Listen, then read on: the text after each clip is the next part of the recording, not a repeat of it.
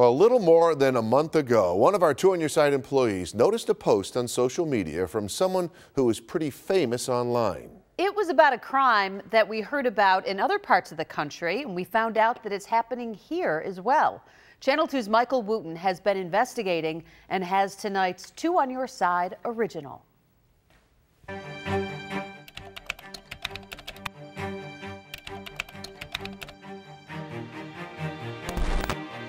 Dropped one.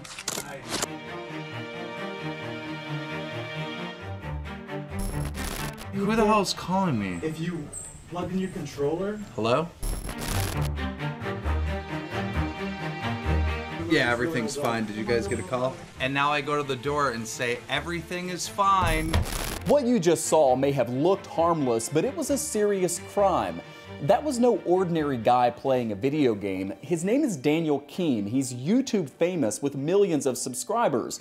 Many of them were watching this live stream from his home in Orchard Park when he got that call from police. He was a victim of what's called swatting. Oftentimes, the scene is much more dramatic and dangerous. Police department, third floor! Police department, third floor! All of a sudden, they hear a knock on the door, or they hear some yelling and screaming. There's a SWAT team or lots of law enforcement outside.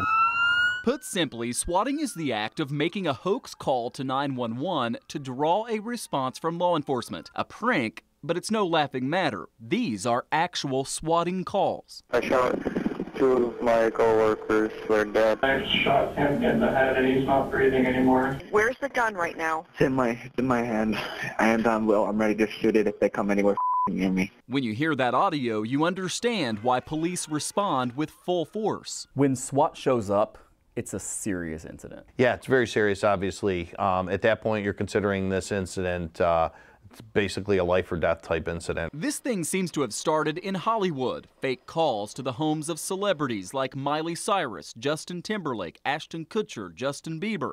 But it's also impacting Western New York. This doesn't just happen in other places. Happens here. It happens anywhere. It can happen anywhere. Orchard Park Detective Lieutenant Pat McMaster heads up his department's SWAT team, which has dealt with at least 3 swatting incidents, 2 of them with that YouTube star we mentioned. It's often done by online gamers who've got a score to settle with somebody that may have beat them on an online game. Sounds so silly. It is silly. It's dangerous. It draws a huge response from law enforcement quite often. It's expensive. So expensive, one case in Orchard Park cost thousands in overtime. And it's not just for the famous. One local swatting incident involved a random teen. It was just a gamer, a teenage gamer. The Erie County Sheriff's Office has dealt with several swatting incidents as well. Deputies try to identify the hoax before it escalates, but that's not easy. You have seconds to make these determinations. How are we going to react to this? You know, we don't have the luxury of even minutes. Those split-second decisions can have deadly consequences. Late last year, a fake call prompted a SWAT team to respond to a home in Wichita, Kansas. The homeowner walked out onto his porch. He had no idea what was happening. Police said he made a motion toward his waistband, and officers started shooting, killing the father of 2. Everyone realizes how deadly this game could be. Finding the criminals making these calls has been difficult because of spoofing. It's the act of tricking caller ID into showing a different number than the number that's actually calling. Basically, it masks the number that they are calling from. But police are getting better at tracking down the swatters. You're trying to stay ahead of the criminals.